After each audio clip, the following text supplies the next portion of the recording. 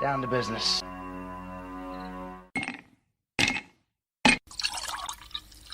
That's the nectar of the gods, baby. Holy smokes. Sorry, everybody. I'm running into a bit of an issue with, believe it or not, with Facebook. I don't know why. It's saying I'm online, but I'm not. I'm having trouble finding myself on the page. Goodness. Well, let me see if I can find it real quick here. Let's just see. I gotta get to my home page or my account. Because there we go. All right. Okay. Holy smokes. All right. Sorry about that. Anyway, welcome to the Whiskey Musings broadcast for tonight. As you can see, I'm already starting off wonderfully with technical difficulties. Seems to be a bit of a problem. I apologize. Wow. Anyway. All right.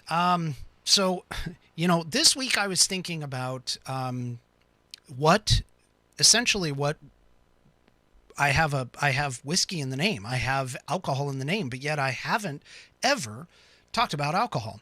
And so tonight I felt that it would be a good idea for me to go ahead and have an episode on alcohol. So one of the things that I want to talk about, of course, has to deal with the fact that, and again, I'm having some issues, like I said. So just give me just a second here. Let me get some of this going. All right. So talking about alcohol. So one of the things that I do want to say is that although this episode is what it is, we need to understand that alcohol and especially alcoholism is a problem and is a disease. It is something that if you are having an issue with alcohol and that type of thing, please go and get some help. Get some help somehow. That's what the essentially what you should try and do. Do your best to try and get some help. So that's the public service announcement for tonight.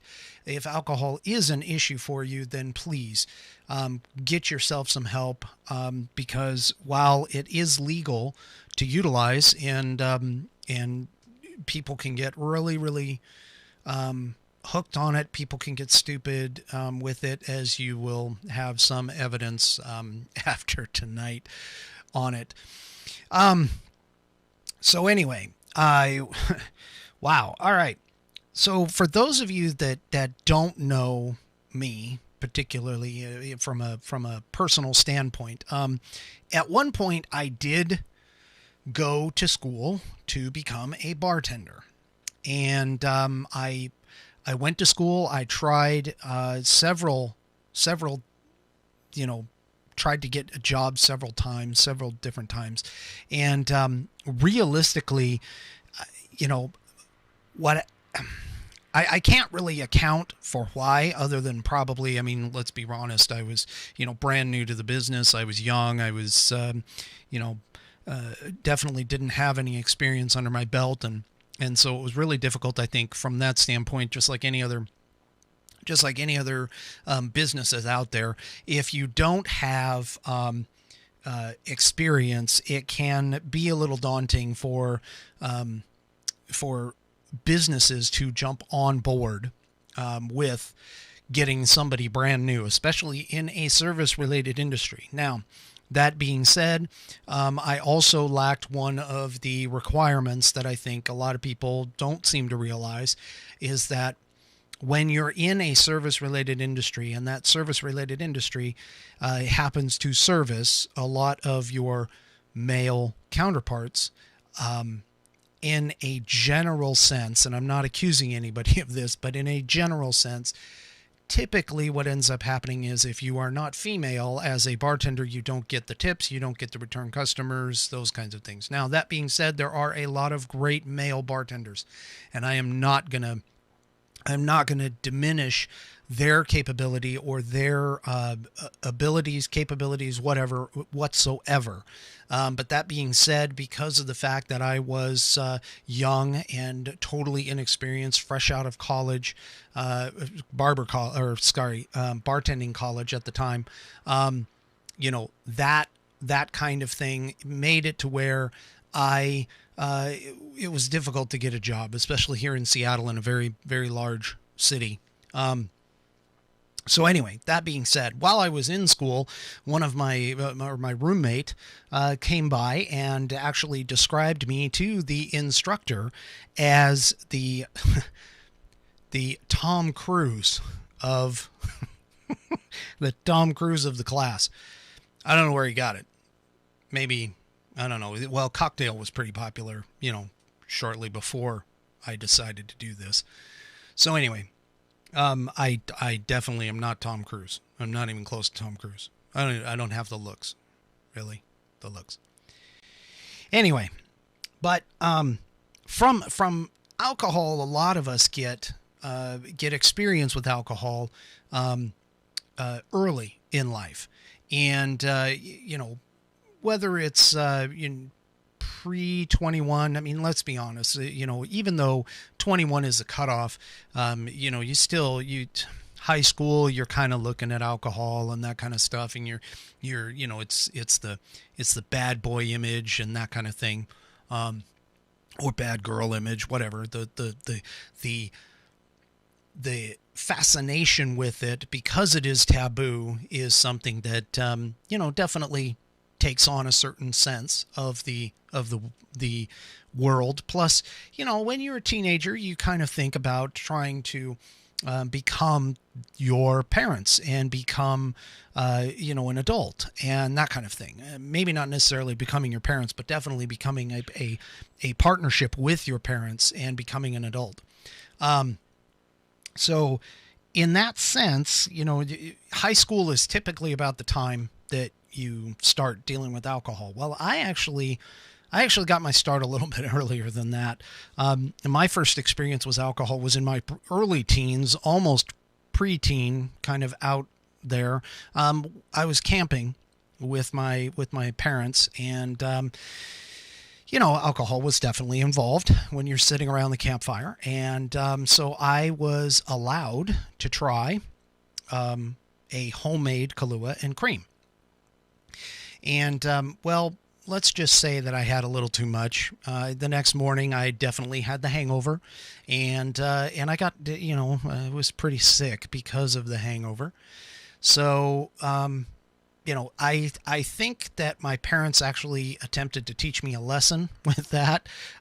They decided that, hey, I'm in a relatively safe environment. I'm out in the middle of nowhere, literally, and we can keep an eye on him and that kind of stuff. Why not just let him have a try? And it's a good thing that they did, because I actually didn't pick up another drop of alcohol after that I can remember anyway.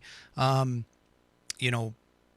that, until I turned roughly 21. 21. I went out and had, the big bash at 21. I went and did all of the stupid things that you did. In fact, on my 21st birthday, it was my vehicle, my truck, but somebody else had to drive it because I was pretty schnockered. In fact, I remember that night I was riding, I should say, in the back of the truck. This was in Texas. And I was in the back of the truck and I was riding back there, and yeah, so it was, I remember the sky. I remember singing for whatever reason. I guess when I get drunk, I tend to sing, or at least I did back then. And so anyway, I mean, I was pretty schnockered out of my gourd for that. Spent a lot of time in the service at nights drinking, because in the barracks, you really didn't have too much else to do. And we spent a lot of time playing the card game Spades and drinking. In fact, we would have training on Thursday mornings, and the night before, in one particular week, I can remember the night before, I had gone and had a little too much to drink. I went to bed, I don't know, roughly 2 o'clock in the morning. Had to get up at 6 the next day to go to, they call them sergeant's trainings. And we all loaded up into the back of a Humvee and drove out to wherever it was we were going to do our trainings. And believe me, that particular day, they decided to send us on a obstacle course. And yeah, that was that wasn't fun. Going down the obstacle course wasn't a whole heck of a lot of fun. In fact, my roommate at the time, he ended up going over an obstacle and tearing his ACL. Anyway, I don't recall if he was inebriated as well. I don't think he was, because I think I was in another room at the time and where I got schnockered. But anyway, one thing about the military and about the alcohol that you drink in the military is, at least back in the old days, we only got paid twice a month. And so you could always tell, based on the recycle, or in this case, the garbage, that was going out, as to what time of the month it was.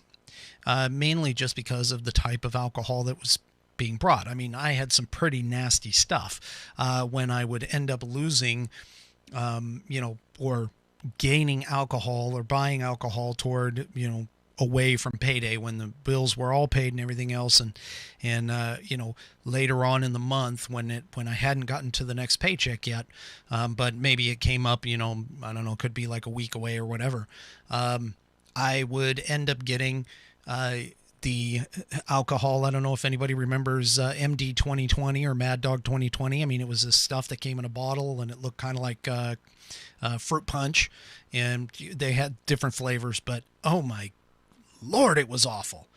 It was absolutely awful. I mean, it just horrible tasting stuff. And the other one was Thunderbird.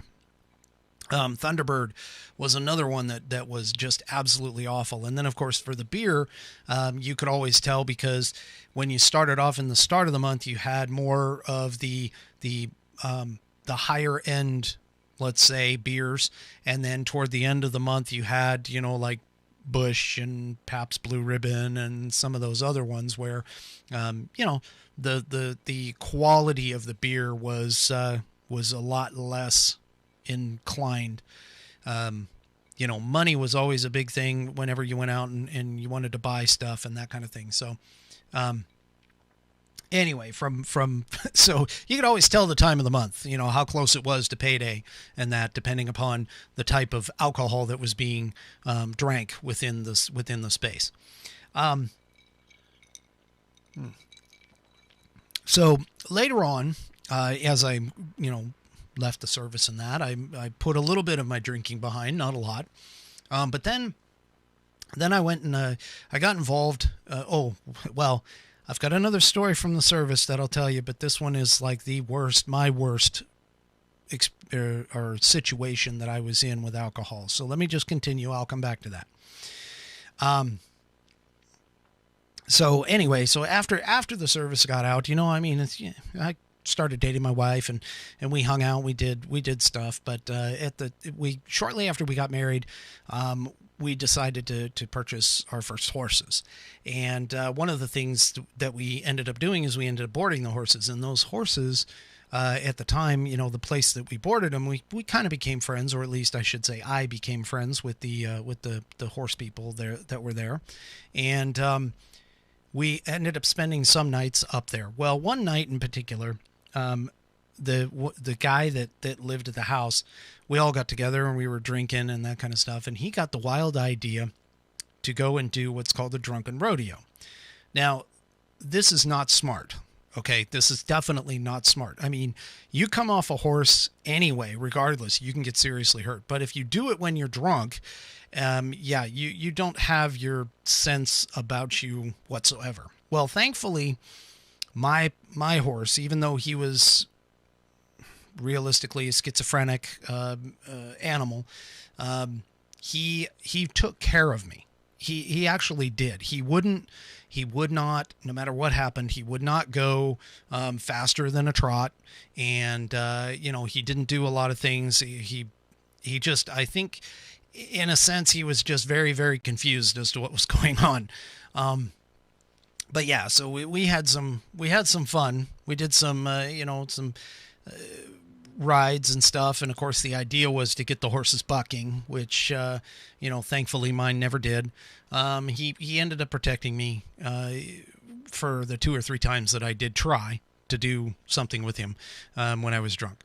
So anyway, that's just good, clean country fun, realistically. I mean, that and cow tipping, although I've never been cow tipping, I can tell you that right now. But cow tipping was definitely something that I think, a lot of people associate with country and fun when you're drunk. So anyway, as far as, later on in life, I mean, I've been around quite a bit, and I've gotten drunk a lot in the past. So it's I wouldn't say it's glamorous necessarily, but it's one of those things where when you're in it, it's fun. When you're out of it, though, and the next day, it's not quite so fun anymore.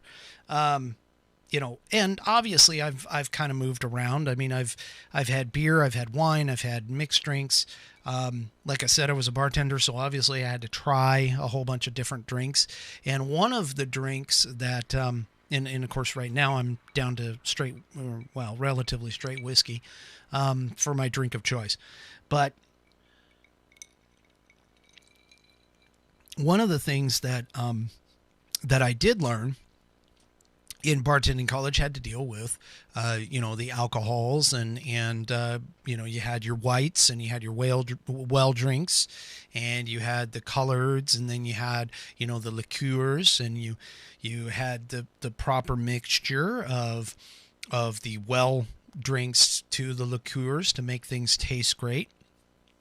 And one of the things that I learned from a bar down in, actually it was more of a dance club, down in the Tukwila area. I don't even know if it exists anymore, but one of their signature drinks was called the AMF.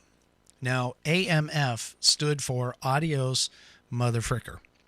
And this drink, so if you've ever had a Long Island iced tea, you're pretty close. So the Long Island iced tea actually has vodka, gin, rum, tequila, triple sec, sweet and sour, and then a float of Coke on the top to give it that tea color. The AMF actually is the same setup. It is vodka, gin, rum, tequila, triple sec, sweet and sour, but it has a float of blue curacao on the top. And it comes out looking like a kind of a blue and green, kind of a bluish green color, almost like, I don't know, high C or some kid's drink, some Kool-Aid drink. And I started making that, and that became sort of my signature drink. Now, I started working with some friends, or I started working and became friends with some of my coworkers, and one of the things that they did on a regular basis was they would go mountain biking. Now, they had asked me to go along with them mountain biking on several occasions, and each time I kind of told them no, because I'll be honest with you, I was definitely not in the same shape that they were, so there was no way in hell I was going to be getting on that bike and go mountain biking. But I decided that if they could convince my wife to say yes, then I would go ahead and go with them the next time around. Well, I assumed, of course, that my wife was going to say no. I was hoping that she was going to have my back on this. But it turned out that because I didn't talk to her ahead of time, she went ahead and just said, sure, why don't you go? We're not doing anything Saturday. Go ahead and go. And I ended up giving one other condition. I had gotten on and basically said, okay, if I'm going to go, I'm going to bring an equalizer. And they're like, hey, you know what? You can bring whatever equalizer you want. I said, okay, fine. So I brought a couple of pictures of the AMF. And so I'm sitting there and I'm realizing, of course, that I'm all by myself. There's no way in heck I am going to drink. But they decided that, because obviously this was part of the deal, so they needed to consume some of the AMF before we rode. They ended up drinking one of those, splitting it between the two of them. And next thing I know, they're running around and they are throwing mud balls and like picking water up out of mud puddles. They're having a mud fight basically. And I'm just sitting there just laughing about the whole thing because I haven't had a drop of this stuff. I knew what it was like. So I hadn't had a drop, and they're throwing mud pies and stuff at each other. And finally, when they get all tore up and everything, and finally when they get done with their little mud fight, they're like, "Hey, we're supposed to be out here mountain biking." So they got on, and we didn't go very far. I mean, let's be honest, they didn't last very long. I didn't last very long, which that was the whole point, was to bring the equalizer of the AMF. And so we ended up kind of mountain biking a little ways, and we had some crashes and things like that. Thankfully, nobody got hurt. But we ended up coming back, and I started gaining a reputation for this drink. The stories got bigger and bigger. Of course, you got those fish stories and things like that. But anyway, so the stories got bigger and bigger. So one Independence Day weekend, we decided they wanted to go camping. And so we said, okay, sure. My wife and I were like, hey, we'll go for a hike and we'll go camp. And the idea was that we were going to hike in. Now, this hike was only roughly about 4, maybe 4.5 miles, possibly 5, to get to this lake. Well, they had invited somebody to go along with them, and this gentleman decided to bring a couple cases of beer. So he's got this hand truck and he's pulling up this beer as we're going along, and you can imagine the trail in some cases was nice and slow, or nice and clear and everything else, but in others it had tree roots and things like that, and he's dragging this hand truck along. Now, the longer that we went, the longer the trip took, and we ended up taking what would have been, maybe like a 2 or 3 hour hike, turned into a almost 6 to 7 hour ordeal to get this hand truck with this beer up into the woods. So we get up there and, we make camp and everything, start getting everything set up. And of course I had made, again, 2 large, huge bottles of AMF in order to share. And so we're sitting there, and I brought these little plastic, or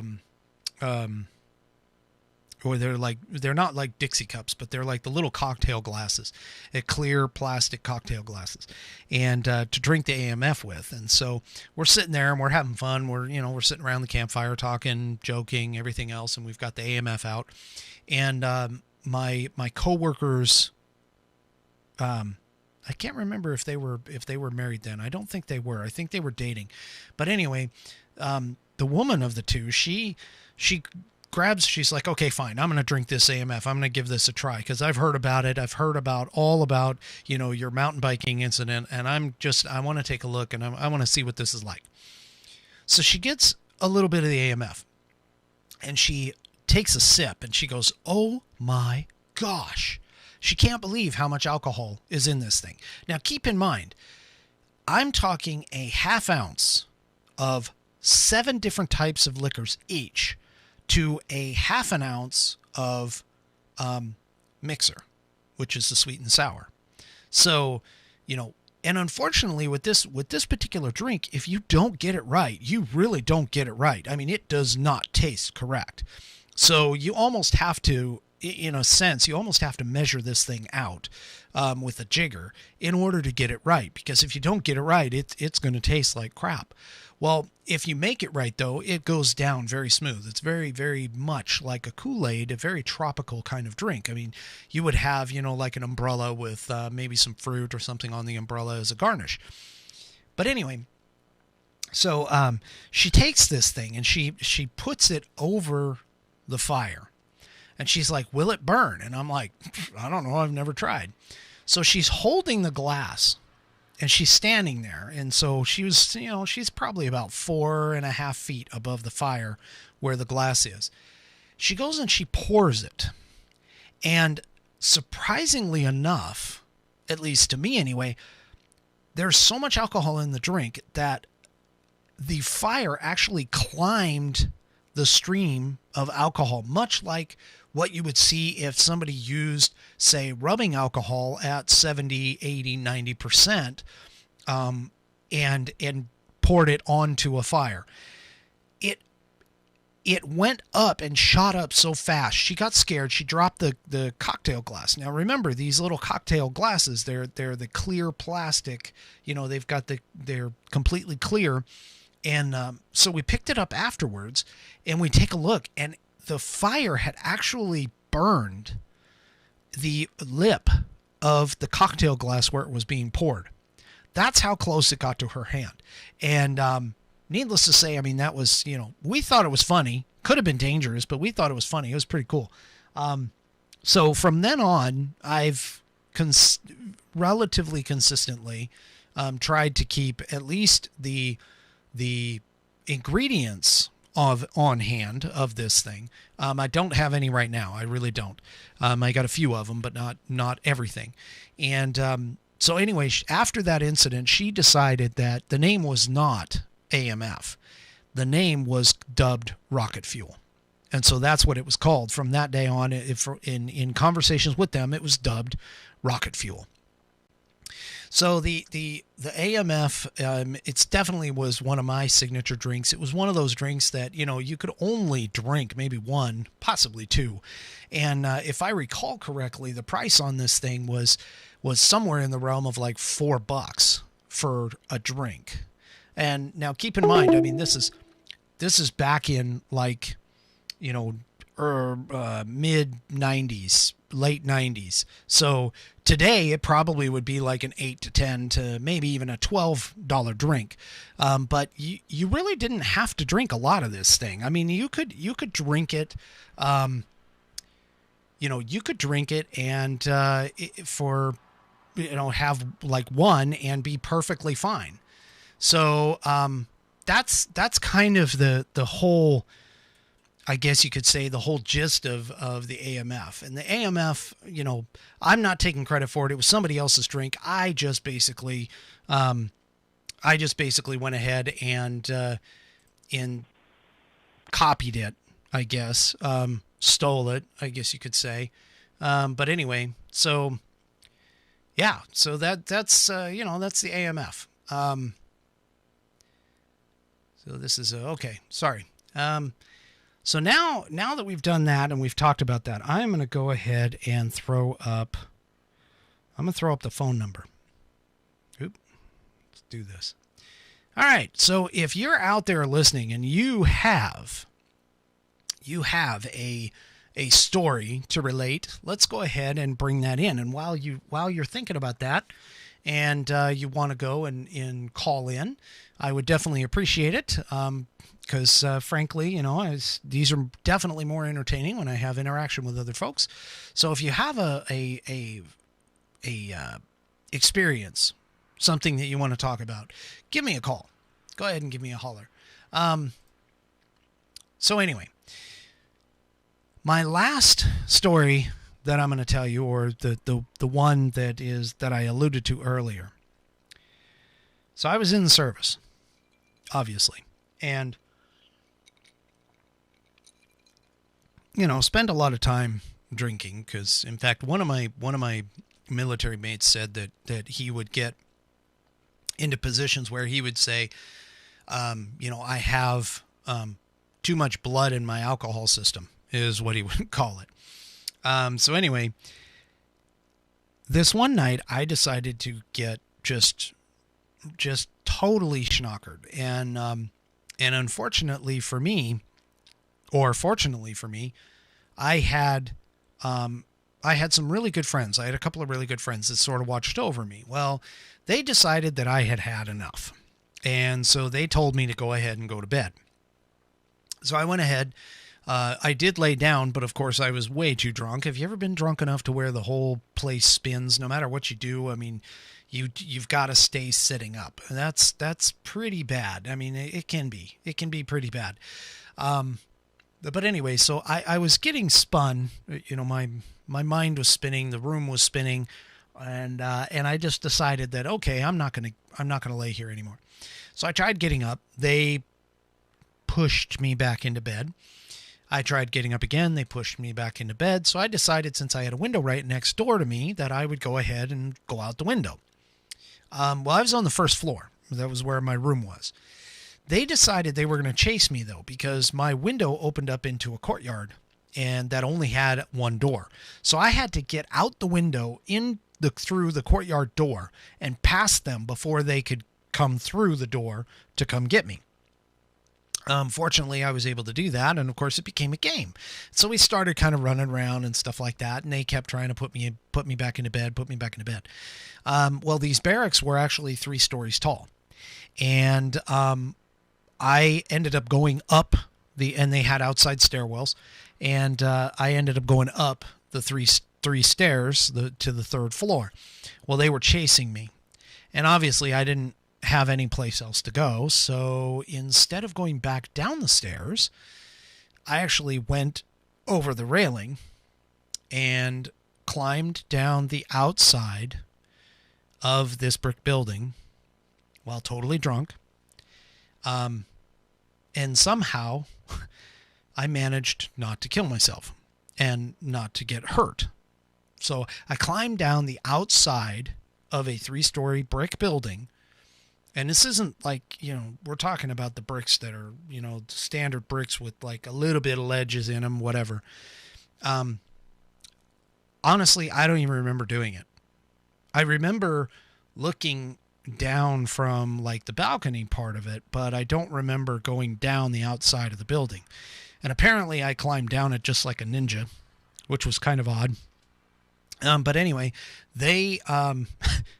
my friends told me this story next morning. Now, keep in mind, this was way before cell phones relatively even existed. So, there's no video evidence. So I have nothing to prove it. I have nothing to disprove it. You'll just have to take my word for it. But anyway, so I climbed down the outside of the building. And that's probably the worst, I think, that I have ever gotten into from, being in terms of danger. And I don't even remember it. I really don't. So I just remember them telling me stories of it afterward.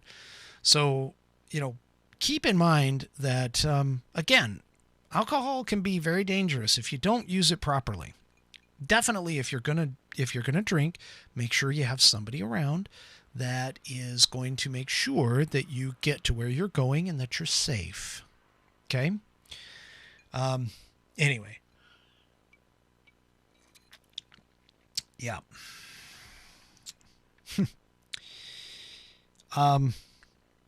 Suffice it to say, I don't get as drunk as often anymore. Now probably my episodes are like once every couple of years or something like that. It just kind of depends. Now, obviously, we're drinking here, on the show, which is, again, it's more of a socialized drinking. As far as, like I was telling you before, I mean, I've had all kinds of alcohols. I've had wine, I've had beer, I've had mixed drinks, I've had straight whiskey, and this is where I'm at today. And I'll drink, I'll drink wine. I will. I'm more of a sweet wine drinker. My wife is more of a bitter kind of wine drinker, although I do enjoy like a Merlot every once in a while, and some of the mixed reds kind of thing, but I'm nowhere near a connoisseur. But my tastes have kind of changed. And so this is one of the things that happens to you when you get older. Your tastes tend to change. When I first started in the alcohol thing, I didn't really care for beer too much, although some of the beers that I liked, I mean, I used to drink Miller, and I would drink some of the more, let's say, less harsh beers. I've never gotten into an IPA. And so I'm not into the stouts or anything like that. Although I have tried them before, but I've never like gotten hooked on them or anything like that. But one beer that I did like a lot, and I still drink it to this day, is a Hefeweizen. And, close seconds are Blue Moons. I have enjoyed Stella Artois every once in a while. But, understanding that my taste in beer, I started drinking Hefs prior to going over to Germany for for an exercise. And I thought that maybe if I got myself used to the Hefeweizens, that I would actually, I would be okay going over there. Well, one thing, and I think I alluded to this before, is that one thing you need to understand is we drink our beer cold. Over in Germany, they drink it room temperature. We filter our beer. Most of theirs are not filtered. And so when you get the bottle, the very bottom of the bottle has hops in it. And, it varies depending upon the type of beer that you have. But, you could get a beer bottle that's, your standard 8 to 16 ounce, whatever it is. And you'd get, anywhere from like maybe half an inch to maybe even an inch of hops and wheat in the bottom of the bottle. And so it's the fermenting process and everything else. And so when you drink it, at first you're drinking it, you get past the warm stuff, and then you hit that hop at the bottom. And some people just can't drink it. I actually never had a problem with it. I would end up drinking. But anyway, drinking the Hefs. And so my all-time favorite beer, at least as far as that goes. I mean, I drink like Heineken if I'm out and it's the only thing available. I mean, Blue Moon, only thing available in some places when I'm traveling or whatever. But my all-time favorite is the Pyramid Hefeweizen from the Pyramid Brewery here in Seattle.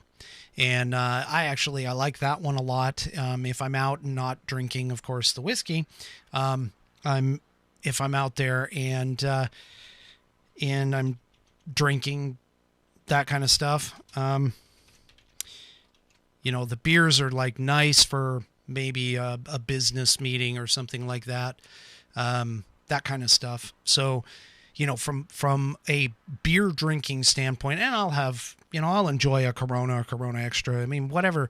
Pretty much my tastes are a little bit less discerning than my wife's. So whatever the wife decides that she wants, I usually end up drinking with her. And I don't really care one way or the other. So from a commonality standpoint, just makes it easier to just go and purchase, one type of alcohol and drink it. She isn't really all that into the Hefs, so she'll drink more of like your Corona Extras and that kind of stuff. But I've had a bunch of different beers as far as that go. But again, I'm more into the ambers, more of the ales, more of the American style ale, than that kind of thing. It's if I'm drinking beer. Obviously I like Irish whiskey. I do not care for Scotch. I've tried several different Scotches, and I just can't get past the taste of to me, it's like an ashtray. It's like the bottom of an ashtray. Like somebody took that ashtray, they poured it into the bottle, they let it ferment for a while, they poured out the nasty stuff, and they kept the liquid. That's just to me. And I've been told, I'm drinking the wrong kind of Scotch. But I've tried like, Balvenie Doublewood. It's a 12-year Scotch. I've tried that. I haven't really tried anything a lot more expensive than that because obviously that's pretty good. But the absolute worst I have ever drank in terms of whiskey now is Ghost Pepper Whiskey. Oh my gosh. Not only are you drinking essentially the bottom of that charcoal barrel with the crushed up cigarettes in the bottle, but you're drinking it with a spice to it that is so intense. I can't even describe it. I mean, to me, it's like one of the most nastiest thing I have ever had. Now, again, I've brought this up on the show before. My personal choice is the Irish whiskey. Oh man, now I can't even remember. Shoot. Anyway, it's Black Barrel. It's a Black Barrel Irish whiskey. It's one of the standard ones, and I can't even pronounce it. It starts with a J. God, why? See, this is what happens, kids, when you drink. Okay, this is what happens. You destroy brain cells. Okay, so anyway, I'm just getting older. I'm suffering from CRS. I just can't remember shit. Anyway, so yeah, so my current drink of choice obviously is a whiskey. I like mine with ice. I have drank it straight before, and so that's just my particular drink of choice. But mixed drinks, that kind of stuff. I used to listen to all of the kinds of rumors and stuff that were out there in terms of, well, never mix alcohols because you mix alcohol and it makes your hangover worse. Let me tell you something. I have gotten some really bad hangovers on just about any kind of alcohol, straight or mixed, across the entire gamut. And so I definitely, for me, I can tell you, I definitely do not believe in any of that. There is absolutely no way that somebody can tell me that just because you drink a mixed drink, you're going to get a worse hangover. Now, I've heard of hangover cures. I've heard of a lot of different ones. One of the ones that I think is the most effective, at least from my perspective, for me, is to have something greasy the next day. And, it's going to sound kind of sick, but the greasier, the better. Whether it's a hamburger, pizza, day-old pizza, whatever. Having something really greasy and heavy the next day kind of tends to push the hangover off a little bit. I've heard people have said, hey, drink a bottle of Gatorade before you go to bed. Well, I'm not quite sure I follow that, because my understanding, and again, I'm not a medical doctor, but my understanding of the mechanics of the hangover is the fact that the alcohol actually metabolizes into sugar inside your blood. And if you're drinking Gatorade, I mean, yes, there's a lot of water in it, but Gatorade also has a lot of sugar in it too. So wouldn't you think that by adding the additional sugar from the Gatorade and the alcohol would give you worse of a hangover? Now, I do not recommend taking any kind of pain medication unless it's ibuprofen, because ibuprofen does not interact, and this is from a doctor from my past. The ibuprofen does not interact with the alcohol and does not damage your liver. So if you want to take a pain medication afterward, take ibuprofen. Stay away from acetaminophen. Stay away from aspirin. Those things, very bad for your liver. Horrible things can happen to you with that. So if you're going to do it, and I don't necessarily recommend it, but if you're going to do it, ibuprofen is the choice. And that actually was, the prescribed medicine. Before you go to bed, take a bottle of Gatorade, take 2 Advil, and that was the hangover cure. Now, I've also seen some other hangover cures. I've seen stuff like, well, the next morning, drink a beer. Next morning, take this, whatever this mixture is. It's, raw egg and hot sauce and something. I mean, people have come up with all kinds of funny hangover cures over time. And I can only tell you that of the ones I've tried, none of them really have worked. Honestly, the best thing to avoid a hangover is just don't get drunk in the first damn place. Yeah, I just can't. I mean, and it doesn't really matter. It doesn't matter what kind of alcohol it is. It doesn't matter if it's beer, if it's wine, if it's mixed drinks, if it's straight hard liquor. None of it. I have had hangovers on every single type of alcohol there is out there. There is just no way. The whole key is remember and know your limit. don't hit it, walk away.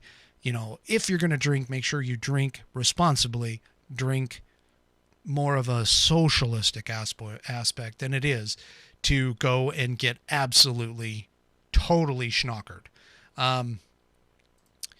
You just can't, I mean, honestly, you just cannot, you cannot avoid it. If you get to a point, and a lot of people are like, hey, I can drink, you know, I can drink like two drinks and I'm good. 5 drinks and I'm good. 10 drinks, I'm good. 20 drinks, I'm good. I have a buddy of mine that says I don't drink alcohol at all because alcohol doesn't affect me. I'm not entirely sure if that's true, but I'm certainly not going to try and argue with him because he is definitely bigger than I am. Now, I actually have, ironically, a built-in drunkometer. Yep, I do. So let me tell you this story. So I was in the service and we were sitting there and we were having a conversation with the local MPs and they were going over things like, what to look for when a person is on drugs. In particular, at the time, the drug of choice was PCP. Now, the funny thing about PCP apparently is that it causes people's eyes to shake. Now, you probably can't see it through the lens, but I can tell you that there are people out there who know me, who have grown up with me and do understand that I have an eye condition. Occasionally you'll see me, like look off into the corner and that kind of stuff. The condition that I have in particular is it's called congenital nystagmus is what it's called. And what it is it is a disease in the muscle of the eye that makes the eye twitch back and forth. Now, as I've gotten older, it's gotten slower. So it's not as prevalent as what it might have been in the past, but it does exist. Now, the thing about this that's really, really funny is the fact that obviously because alcohol is a depressant and tends to slow down my reaction times and everything else and your muscles and your nerves, it actually slows my eyes down. So the more that I drink, the slower my eyes go. And if I'm drunk, my eyes will be completely stock still. And so that is my internal drunkometer. If my eyes are completely still, I am well too schnockered. Well, I didn't know exactly how much this was going to actually, how much my blood alcohol level really would be. To determine whether or not at what point do we consider, how my eyes go. So this one New Year's Eve, we have some friends who are police officers. And this one New Year's Eve, this gentleman, he brought a breathalyzer to the party, because he was going to have everybody blow before they left so he could make sure that they were sober enough to drive. Well, because he was going to do that, I went ahead and just said, hey, look, yo, buddy, here's what I'm going to do. I want to do an experiment. I am going to drink until my eyes go stock still.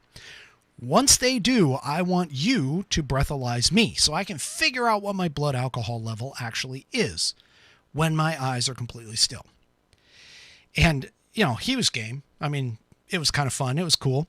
So I'm sitting there the whole night. I'm drinking, and I bartended some for them. So I'm sitting there drinking and enjoying myself, having fun. And he decides, I'm checking in with my wife every so often. I'm like, hey, hun, are my eyes still? She's like, nope, they're not still yet. Okay, go back.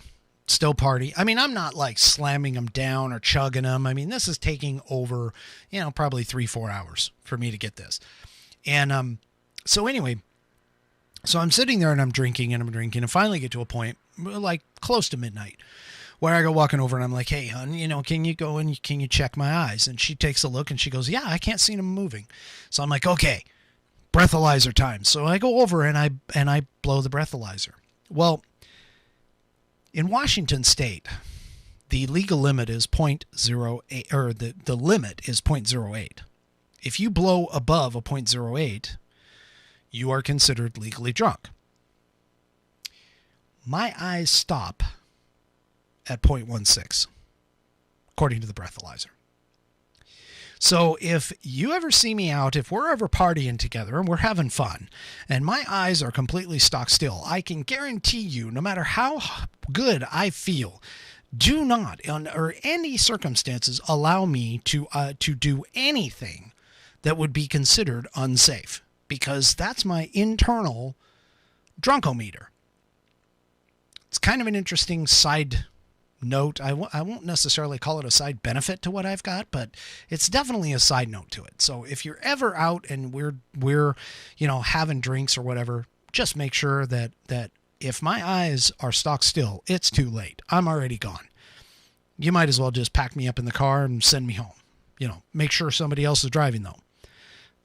Anyway. So yeah, alcohol. I mean, that's, it's just one of those things we as adults, we tend to, socialize it. We tend to get involved with it. We want to, it's mainstream. It is addictive. So again, I'm going back to that PSA. If you have a problem, please get help. I don't think that at least in the past that I would have been considered having a problem, although there was a series when I was younger. I mean, of course, everybody goes through it. But the good news is that it is not that way now. I have a show with it, but other than that, that's pretty much about it. So I can see that I'm coming up onto my hour mark. So I'm going to end this right here. I'm pretty sorry nobody else joined. I was kind of hoping that somebody would pop up and tell me their story, pop up into the call and tell us their stories and that kind of stuff. But hey, you know what? If you find this entertaining, if you think that this is an entertaining show and you want me to continue, please go and subscribe on YouTube. Follow me on Twitter. Obviously, if you're watching right now, you're on one of those, potentially one of those. And help me out here, because I really would like to make a go of this show. I'd like to get there, get some subscribers, get some things going. I really appreciate it. I appreciate everybody who's subscribed so far, and everyone who watches, even if you don't watch the live stream. I do leave the videos up on YouTube. They are there. You can go and take a look. I think they also store them on like Facebook. I know they do them on Periscope TV, which is the Twitter feed. And, go back, take a look at some of the other episodes. Hopefully I'm doing something that you are enjoying and that you're having fun with. I really appreciate your time coming and joining with me on this. And we will go ahead and see you next time on the Whiskey Musings broadcast. Have a good night, and we'll see you next week.